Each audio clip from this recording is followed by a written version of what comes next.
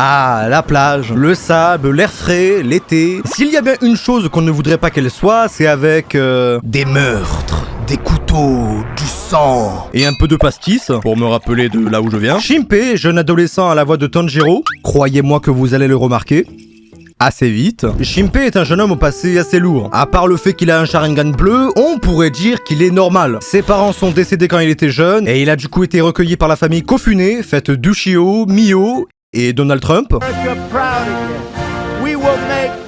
Il a grandi avec cette famille pendant son enfance, c'était agréable. Ushio est un peu la tête en l'air du groupe, très enfantine et spontanée dans son comportement, mais surtout très gentille.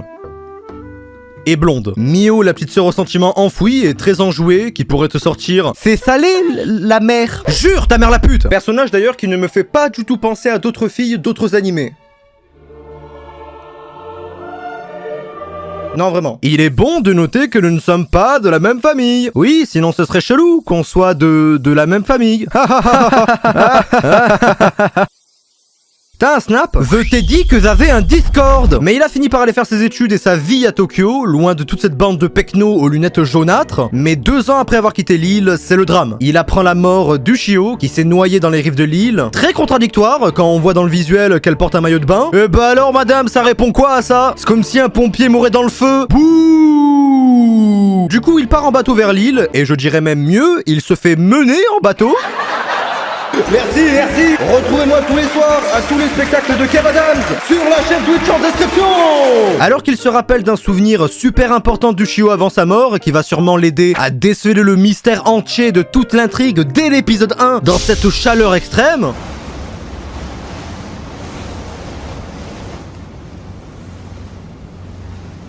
Tu as chaud? Arrête. Mais pas le temps pour ces conneries, hein. Le devoir appelle Shinpei, un devoir plus important que ce souvenir de merde. Oh, master! Bien sûr, comme la vie est cruelle, ma femme, la meuf là ici, va lui laisser ses empreintes digitales sur la tronche. C'est pas juste. Avant de débarquer finalement à destination, de subir une tentative de meurtre et admirer un angle de caméra digne des Japonais.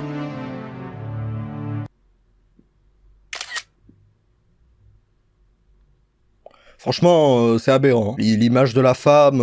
Après, elle l'accompagne doucement et tranquillement au funérarium. De petites conversations s'entament, jusqu'au funérarium pour l'enterrement de sa grande sœur Ushio et... Mais attends, c'est pas la tête d'une petite sœur en deuil qui vient de perdre sa sœur hier, ça, hein? Mais faites quelque chose, elle a l'air grave heureuse! Ils arrivent finalement à bon port, et pas au vieux port. Pour une fois que le thème me le permet, laissez-moi, d'accord? Donc ils assistent à l'enterrement et ça a vraiment pris une photo là? Ah, je sais que je suis populaire, mais attendez la Japan Expo, moi. Insupportable le type. Hein. Bref, une fois rentré à la maison, le meilleur ami de Shinpei l'appelle et lui révèle que l'autopsie du cadavre a décelé des traces d'étranglement sur son cou et qu'il s'agirait plus vraisemblablement d'un meurtre. Mais pas le temps de niaiser. Alors qu'ils sortent, Mio commence à raconter une histoire assez étrange quand même, comme quoi des doubles de vous-même existent, des sortes de fantômes venus vous tuer et vous remplacer. Mais là, un vieux schnock sort de nulle part et leur raconte la légende. Vachement pratique. Quand on est atteint de la maladie des ombres, on se met à les voir. C'est des doubles de vous. Ceux qui ont vu l'ombre meurent, assassinés par l'ombre. Et ceux-ci prennent la place des défunts, puis s'incrustent dans leur famille et prennent leur place. Ceux qui ont vu des ombres se font purifier au temple. Il n'y aurait pas une petite pièce? Avant d'aller au temple se purifier, Mio lui dit qu'en effet, elle et Ushio ont déjà vu une ombre avant ça. Ça pourrait expliquer beaucoup de choses. Donc ils y vont. Hélas, ils croisent la meuf au gros nibar à moitié morte. La meuf au gros nibar complètement morte. Sa sœur meurt. Piou! Et lui aussi meurt. Tous tués par l'ombre de Mio. Faut savoir que ces ombres ont la faculté de copier totalement une personne. Ses souvenirs, ses fringues, tout. Juste en les scannant. Ce qui fait l'effet d'un flash. Heureusement que c'est de la fiction, hein. Si moi je me fais remplacer par une ombre, vous le saurez de toute façon. Pas vrai? T'es qui, toi? Tu veux quoi, toi? C'est toi? Tu veux quoi, toi? Non, c'est toi, tu veux quoi, toi? Va là-bas, tu es pas mon ombre, je te le dis direct, mon toi non plus, t'as que j'étais un gros comme toi. Ça y est, 60 000 abonnés, ça se sent même plus. Je suis à 59 000, fils de pute. Tu te mets devant l'éclairage, c'est l'éclipse solaire. Allez, vas-y, baisse ta mère. Maman? Maman? Mais Shinpei ne meurt pas là. C'est un peu évident en même temps. Il revient dans le temps, pile au meilleur moment. et se rend compte qu'il a fait une boucle temporelle. En gros, vous l'avez compris, c'est Shinpei et ses amis qui devront battre le ou les ombres qui sont clairement là pour les tuer et les remplacer. Ah, la théorie du grand remplacement. Oh, mais t'es malade. Bah là, c'est dans le thème en plus. Les gens n'ont pas le cul des ombres. Et aussi résoudre le mystère de la mort du Shio en faisant des allers-retours dans le temps et en récoltant des indices. Ça sera une sorte de mélange entre ReZero pour le retour dans le temps, le combat démuni d'un humain contre des entités mystiques cruelles, un peu de Grand Blue pour les nibards, les culottes, la plage, mais surtout les culottes. Et les expressions faciales aussi. Ouais, je vois. Oh putain les gars, y a une ombre chez moi. Oh putain merde. La série saura tendre le suspense de façon à toujours révéler un élément important dans le scénario ou matière à réponse théorique de notre part qui va te permettre de répondre aux problématiques et mystères des anciens épisodes, sous-jacent à l'intrigue pesante du gore, du déclenchement sombre et macabre que cela dégage, en mode tout peut arriver et à n'importe quel moment, et ça fait peur, en plus de nous tenir en haleine constamment pour ne pas louper d'éléments importants. Et moi un truc que j'adore, c'est les animés qui te font réfléchir, pas par le sens scolaire de la chose. On ne va pas te demander de faire 2+2, on sait tous que ça fait 8, mais vraiment te permettre de réfléchir à élaborer des théories sur ce monde, sur les personnages et tous les éléments perturbateurs ambiants. Ce qui va te donner les moyens de théoriser tout le long sur ce qui va se passer et s'imaginer un scénario dans une intrigue bien rythmée, un cadre intéressant et réaliste, c'est la meilleure chose qui soit. Sérieusement, ça ne fait que prouver à quel point tu es investi dans l'œuvre que tu regardes. Et ça c'est beau putain. Mais justement, les éléments perturbateurs. Parlons-en. C'est tellement intelligent d'avoir fait à ce que l'événement perturbateur ne soit jamais prévisible, grâce au manque d'informations cruelles qu'on a sur les ombres, et le flou qui pèse sur leur existence même. L'animé va quand même ensuite te proposer des amorces, qui vont justement t'accorder le loisir de voir ces mêmes événements venir grâce à tes théories, tes réflexions, ta compréhension de la chose, et tous les trucs utiles qu'on aura pu apprendre lors de telle ou telle boucle temporelle, et ça c'est réellement un vrai kiff. Vous imaginez pas, là t'es là, tu regardes l'animé et tu te dis putain, mais qu'est-ce que cette pute fait dehors sur l'autre toit? Alors que...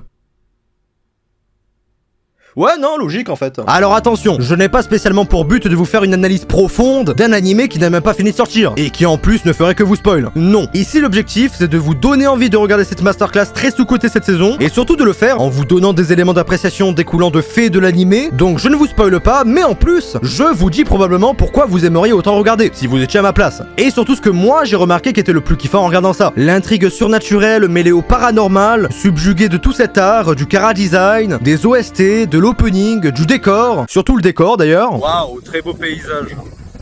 Ça se voit qu'on est au Japon, hein. 1 euro, 1 euro. 1 euro, 1 euro. Allez, le savon de Marseille, le pastis, tout venez, est il est inclus. frais, mon poisson. Venez, mon poisson, il est frais. Non, mais venez. il est pas frais. Qu'est-ce que tu me racontes, gros Comment folle? ça, il est pas frais, mon poisson? Eh bah, nique ta mère. J'y compte bien, sale fils de pute. L'animé aborde tout plein de thèmes intéressants au travers de ce scénario fantastique. La famille, les amis, l'éphémérité d'une vie. Car souvent, on ne s'en rend pas compte, mais comme dans l'animé, tout peut s'arrêter du jour au lendemain. Demain, si ça se trouve, je traverse la route et bam, y a plus de Yorin. Normalement, mon bide le fait rebondir, mais là n'est pas la question. On ne se rend réellement pas compte à quel point autant de petites choses triviales peuvent prendre toute son importance quand on a perdu la vie d'un proche ou de la famille, mais tout dans cet animé donne envie de s'y intéresser plus. Si vous êtes un fan de romance, vous allez sûrement vous poser des questions sur Mio, Ushio et même la meuf au gros nibar. Je sais plus du tout comment elle s'appelle. Le concept et la façon de l'exécuter dans un cadre si simple mais percutant, c'est trop kiffant. Par contre, on peut parler de l'opening, hein, là vraiment, faudrait leur dire quand même que dans un opening, normalement, on met des visuels, des trucs stylés, des trucs qui tease, même parfois des spoils, hein. Alors la musique est très bien, oui, hein, je dis pas le contraire, mais elle pourrait l'être encore plus si le visuel essayait pas de m'hypnotiser à chaque fois. Waouh, c'est de la bonne. Waouh mon gars, c'est de la bonne. Waouh.